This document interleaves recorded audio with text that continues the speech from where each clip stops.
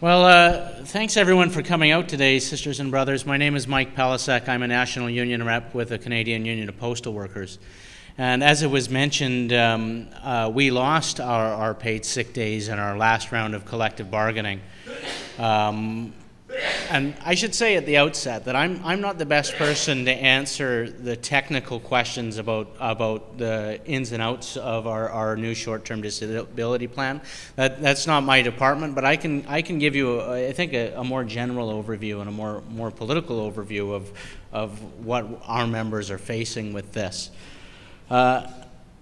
I think most of you probably remember back in 2011, our union was the first union to face the wrath of the Harper government when they, first locked us out and then legislated us back to work with a wage increase that was even smaller than it had been on offer before, so it was a real slap in the face. But we took massive and historic concessions coming out of that round of bargaining, not just sick days, but a whole lot of stuff. And I'm not going to get into the details about that. It wasn't until the end of 2012 that that bargaining actually came to a close, and we were forced into a corner with we really had our backs against the wall, and I think we agreed to this tentative agreement because we were trying to mitigate the damage. I think the leadership of the union thought that we would get hit even harder under the legislation that they had worked out for us. And so they were trying to mitigate some of the damage. That led to a really divisive round where we ratified this agreement by a vote of 56%. And, frankly, I would feel bad if we took such concessions without the members rejecting it by that amount. It's a good thing. That it wasn't a massive vote in favor of this collective agreement. And it's no surprise that it wasn't, because really, as I said, we took historic concessions, massive concessions, big reduction to the starting wage. We lost a lot of our benefits, and one of the most significant ones was losing our paid sick days. Previous to this, we had 15 paid sick days a year that were bankable. And you can take the day off if you were sick. If you took more than 10 a year, you'd need a doctor's note. And what they stuck us with after was 7 personal days per year, which we could take that were not bankable. And anything after that required we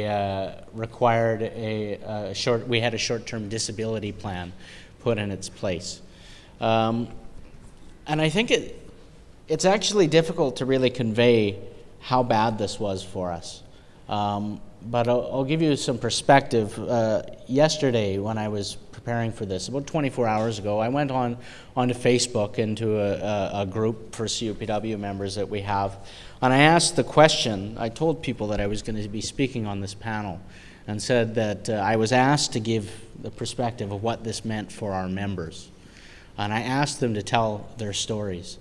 And within 24 hours, there were close to 100 comments on that page, with all kinds of things. People from every level of the union, from rank and file shop stewards to rank and file members on the floor, local executives. All kinds of people chipped in their 2 cents, and I'll give you a flavor of some of them.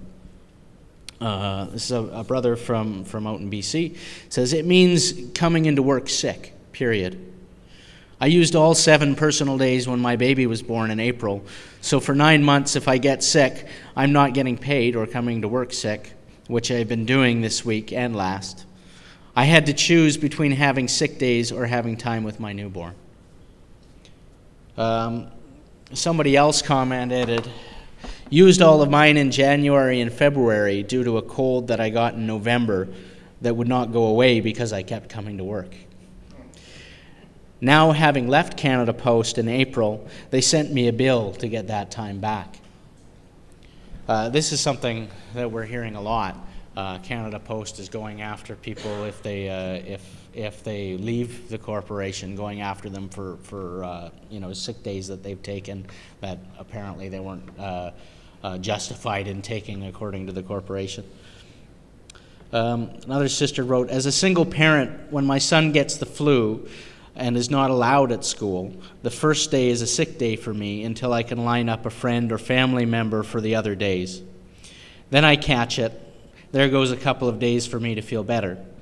This happens at least twice a year. Then there are the days you can't get out of bed due to the fatigue from the overburdened routes and Christmas and shipping and free shipping days. So that's another point to consider here, is that when we lost these sick days, it wasn't just the sick days we lost. We're dealing with a whole attempt to restructure the corporation. We're dealing with, well, now they're trying to end door-to-door delivery. Just before that, they started ending manual sorts, so everything's sorted by machines. Letter carriers are being forced to work longer and longer. Inside workers are not getting their proper rotations enforced. So it's not just the sick days, it's a whole wave of austerity. And that's really important to recognize, that the members are trying to deal with these changes in addition to all of these other things happening at the same time. And along that point, this is another response. I've been a casual for over 6 years now. Sure wish I ever had a personal day, let alone sick time. And that's another really key point. A lot of our members never had sick days. People who are still casuals, and you could be working in a temporary position at Canada Post for years and years and years before you get hired permanently. Those people don't have any of these benefits. Another sister posted, as a rural suburban mail carrier, I was never entitled to sick days. Therefore, the short-term disability plan was a godsend for me. And this is another point. We have more than one bargaining unit at Canada Post. The rural and suburban mail carriers have always been treated as second-class workers at Canada Post. They never had sick days. So for them, getting the short-term disability plan was actually an improvement. So you can see how there's a range of feelings on this topic. Another person posted, if I go under the weather, it usually means going at a slower pace as to not run myself down further, which usually means overtime. And so that's the other truth of it. For a letter carrier, if you're working sick, letter carriers walk 10 kilometers a day. They climb a couple thousand stairs every day, carrying 35 pounds of mail as they go. If you're a letter carrier and you're working sick, it means you're working slower, and it means you're working overtime. So I just got pages and pages and pages of these responses. And it was quite surprising how quickly they came and how sharp some of them were. This person says, I hardly ever used sick days. I'm generally healthy, but the year we lost our sick days, I needed the personal days, and they were used by the end of March. And then for the whole year, it was difficult. I ended up using some of my vacation time for doctor's appointments that you're unable to make because of the longer working hours. And they do not allow you to use your banked overtime for doctor's appointments, even if you have several hours banked. Also, the short-term disability is only good if approved. I had a coworker who ended up taking early retirement because STD was not approved, even though they had been working on modified duties for almost 2 years. Unfortunately for him, his doctor was unable to catch his cancer that was causing him all this pain until after he retired. He was diagnosed with stage 4 cancer, but is doing well today because his body responded to the treatments quite well. And they went on. And this is not an untypical story. And this is a really key point to understand. It's a really key difference between short-term disability plans and paid sick days. The short-term disability plan is managed by a private insurance company. They are not in business to pay your benefits. They are in business to try to find reasons not to pay you what they're owed. And so what our members are saying is they can't even take the leave that they're entitled to. And that's really important. As these public sector negotiations drag on, as you're going to hear all kinds of talking points from the government trying to tell you why this plan will actually be better for you. It's BS. Don't believe it. Don't believe their promises. They're the ones who are going to lie to you, and they're the ones who are going to try and sell you this sunshine and roses package. It's not true. You're not going to get even what you're promised. And so, you know, all of these things started coming out on the Facebook group. But then something else happened, which I wasn't expecting. Maybe I should have.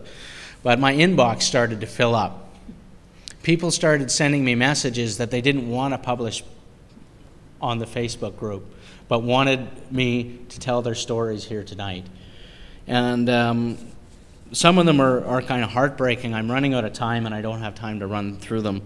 I have a brother here who was diagnosed with terminal cancer earlier this year. He was given 2 years to live, and right now he's on the verge of losing his house because the corporation and the people that they've hired don't seem to think that chemotherapy is a good enough reason to be off work, and they're refusing to pay this brother's wages. It's shameful. Shame. I've got a letter here from another sister who went through a painful miscarriage, and because she was not hospitalized when she went to the hospital, her short-term disability plan was denied, despite the fact that her doctor ordered her to take 2 weeks off work. She ended up going back to work a week early, still with all of these problems. So it's one thing after another, and it's worse than it's going to sound. Our union was very strongly opposed to cutting these sick days, and we were right to oppose them. We knew that it was going to be bad, but I don't think anybody knew how bad it was going to be. It's horrible, and it's you know, all of these things, as I said, are in combination of a whole wave of austerity. So I can tell you, sisters and brothers, as all of the public sector is heading to the bargaining table, as they're trying to take these sick days away from all of us, I can speak from experience, sisters and brothers, do not give in on this. Don't give in on this. And I can promise you, because of this experience, because we know how important this is, the Canadian Union of Postal Workers will be there behind you 100%. We will stand and fight to defend sick leave.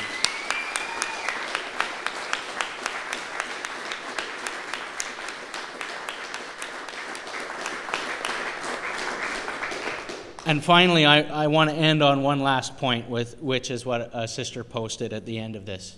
She said, "I believe if the public sector is able to keep their sick time, it will hopefully lead to better and more for others. Good luck to them. Just because we lost them doesn't mean the world has to. Let's crawl back up instead of sliding back down." And I think that represents the sentiment of our activists. We're going to be there for this fight. And in 2016, we're going back to the bargaining table. We're going to go back to the bargaining table with a new government, and we're going to get our sick days back.